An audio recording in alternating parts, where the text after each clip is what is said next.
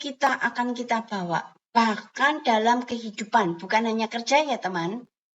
Dalam kehidupan sehari-hari, dalam saudara berkeluarga, dalam komunikasi dengan keluarga, itu yang saudara bentuk sendiri. Jadi kalau ada kesalahan, kita cenderung mencari kambing hitam dari pihak yang lain. Ya, oh ning sekolahku mbiyen ngene, dosennya ngene.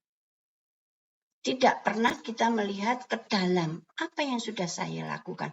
Apakah saya melakukan dengan benar? Jadi selanjutnya kalau misalnya kita memiliki keluarga, anak, istri kesalahan, ya pasti mereka jadi kambing hitam. Ya, itulah pertengkaran awal dari semuanya, pertengkaran. Karena kita terbiasa pada saat kuliah, kita seperti itu. Ya, itu.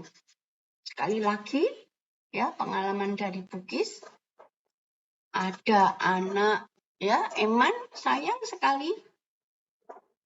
Ya, saling menyalahkan, tidak cocok. Loh, kalau tidak cocok itu, ya, kenapa dulu harus bertemu, ya, kalau tidak cocok, kan begitu ya. Gitu. Kenapa harus mengikat, gitu. Nah, itu perilaku kalian. Oke, teman. Nah, ini tugas individu. Buat resume dari satu paper artikel ilmiah tentang tool steel. Ini Bugis tidak usah dikumpulkan secara kolektif pada hari UTS, tidak ada ujian. Ini bukan, tidak ada. Ya. Sudah, saudara menurut saya belajar saja. Sudah. Ya.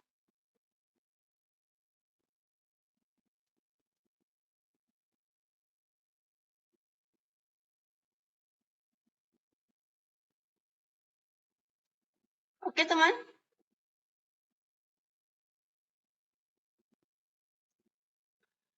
Nah, saya mau nanya ini, apakah tugas ini di mana tadi, teman? Bentar ya. Mana tadi, nak?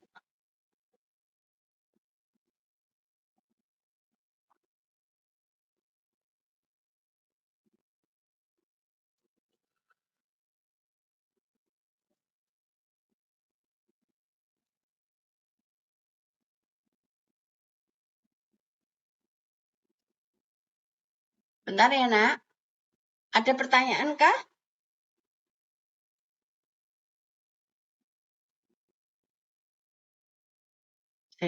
Nak, sebentar.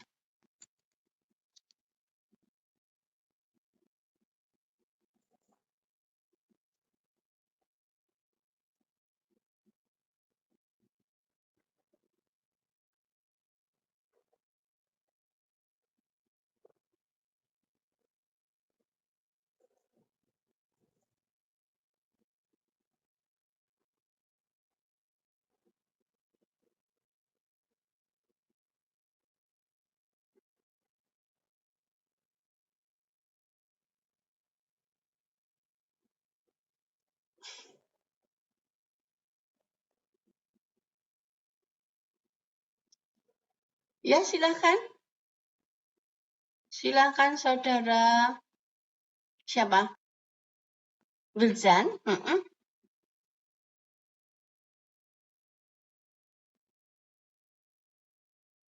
Iya. Apanya, nak, yang berpengaruh? Oh iya. Iya. Karena begini, otomatis keurutannya akan berpengaruh. Ya, karena perhatikan, bukan hanya secara kekerasan, loh Bu, itu maton semua kan tambah keras, gitu ya. Karena kita membutuhkan kekerasannya, tapi bukan berarti tidak ulet sama sekali, enggak. Masih ada, karena dia membutuhkan sedikit, semua tool itu pasti butuh ketangguhan. Ya, sudah tahu apa itu namanya? Cak misalnya, cak tahu ya, cak ya, untuk pemegang. Itu kan keras sekali. Kikir, itu ya keras sekali toh. Tapi kan kadang butuh sedikit ketangguhan. Tetap. Jadi yang sudah sebut keuletan itu ya jangan 100% keuletan. Ya, masing-masing membutuhkan tapi presentasinya berbeda. Pasti kalau enggak butuh ulet, ya pasti getas dia, Nak. Tetap. Ya, karena kekeras tadi, mengapa Bu kok harus double temper? Karena kalau ada austenite sisa itu bahaya. Mengapa? Austenite itu tidak stabil. Jadi kalau dia dipakai, temperaturnya naik, austenite-nya takutnya berubah. Kalau austenite berubah, maka karakternya akan berubah pada saat digunakan. Itu bahaya. Betul ya? Seperti Bugis ini. Bugis kuliah. Bugis kalau bisa karakternya jangan berubah pada saat saya mengajar. Kalau saya berubah itu merugikan kalian. Ya, ada anak tidur sedikit marah, ya tidak stabil. Nah, karena karakternya berubah. Jangan sampai ada yang tidak stabil di dalam tubuh saya pada saat saya digunakan itu pada saat bekerja atau apa ya. Saya. Kalau sekali saya keras, ya sudah saya harus keras terus. Ya, misalnya pada saat melatih para pelatih di angkatan itu ya, kalau dari sisi manusia. Dia harus keras, ya. Jangan sampai dia iba, kalau anak pura-pura jatuh, pura gini, jangan terlalu iba. Iba tapi tidak boleh ditunjukkan di wajahnya. Harus tetap keras. Ya, suaranya harus keras, harus apa. Karena sedang fungsinya seperti itu. Tapi tentunya di dalamnya ada itu. Untuk fungsinya itu tetap dibutuhkan keras. Paham ya Mas ya? Itu. Ya tetap ulet tapi ya jangan bayangkan sekarang saudara sudah paham. Semakin besar saudara, jangan hanya getas, keras. Tidak sesederhana itu. Ya, kekerasan itu ada tahapannya. Keuletan juga ada tahapannya. Gitu. Ya. Jadi kalau dia diproses ini, kekerasannya menjadi lebih. Ya, mungkin karena kekerasan lebih, keuletan turun. Bukan berarti dia tidak ulet.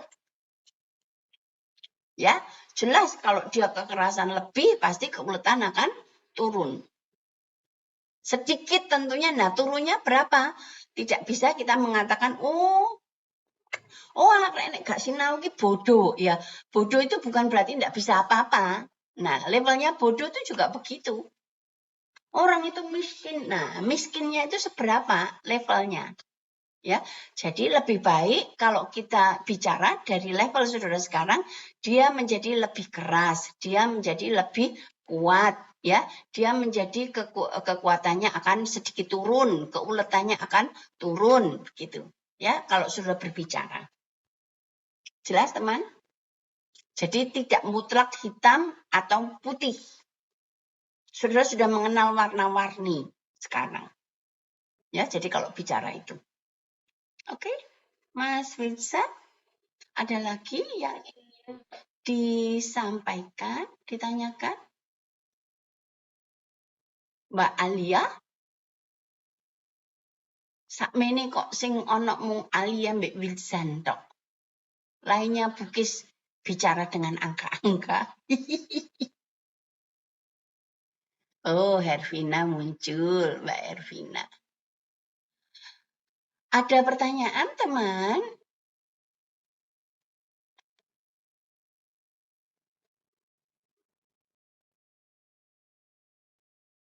Ya, tidak ada ya. Ini sudah pukul 9 kurang. Tadi apa? Tulisnya sudah. Jadi Bugis akan share juga sekarang review ya ini tentang stainless steel. Stainless steel kok gak ono stainless steel. Stainless steel tulis sudah stainless steel. Jadi yang saya share sudah saya ini. Nah, stainless steel ya. Stainless steel. Oke. At least sudah saya ini. Mana stainless steelnya? Mana nak? Kok gak ada? Oh, di mana tuh steel metallurgy alloying? Ayak show all Indo. Oh, cast iron kok gak ono ya. To steel alloy steel iron making kok gak ono. Sudah Bugis buka loh padahal. Steel iron, stainless steel. Oh no, stainless steel. Sebentar. Share screen. Kita bicara sebentar tentang stainless. Wala. Nah, seperti yang Bugis sudah singgung dari sebelumnya, stainless steel unsur paduan utamanya selain karbon, namanya steel pasti baja pasti mengandung karbon. Selain karbon adalah krom yang utama. Ya, stainless, dia tahan korosi atau baja nirkarat bahasa Indonesianya, ya. Nah, bagaimana bisa dia tahan karat? Mari kita lihat.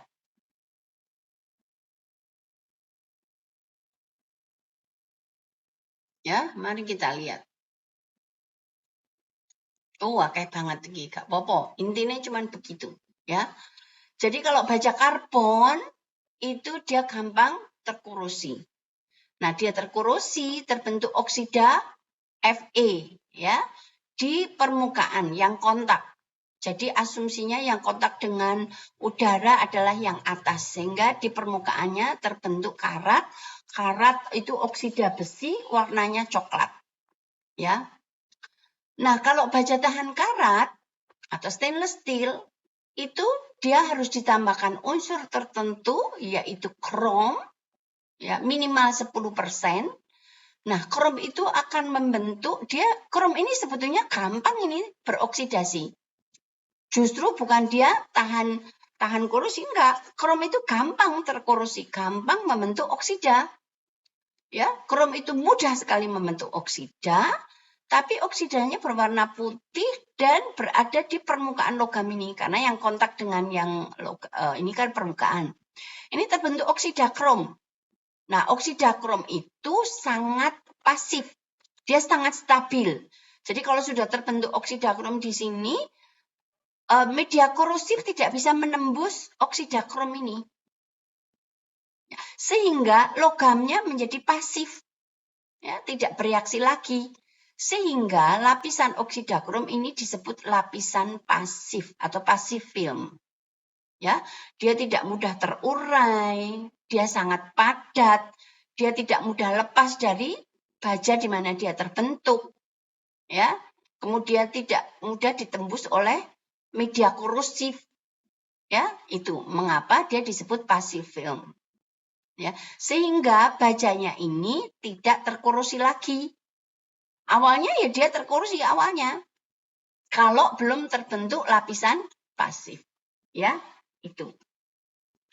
Nah, meskipun syaratnya minimal 10%, ya kalau cuma syarat saja kan nanti gampang jatuh lagi, kan gitu ya, dari syarat minimal.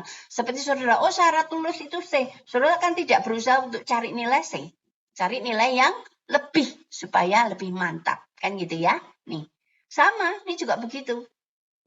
Nah, supaya benar-benar tahan korosi, itu seringkali secara umum orang memberikannya kromnya itu 12% minimal. Ya, itu. Sehingga seringkali ya kromnya, kandungan kromnya antara 12 sampai 30. Ya, ini. Kalau hal praktis yang banyak digunakan itu antara 16 sampai 22. Ya, itu. Nah, ini biocompatibility. Itu artinya apa? Stainless steel ini bisa ditanam di tubuh, teman. Jadi dia bisa beradaptasi dengan daging, dengan tulang, dengan darah kita, dengan tubuh kita. Ya, makanya kalau orang bagian tubuhnya patah dan sebagainya itu bisa dipin, ya, tulangnya patah, dipin menggunakan stainless steel. Mengapa dia disebut biocompatibility? Ya, jadi dia tidak merusak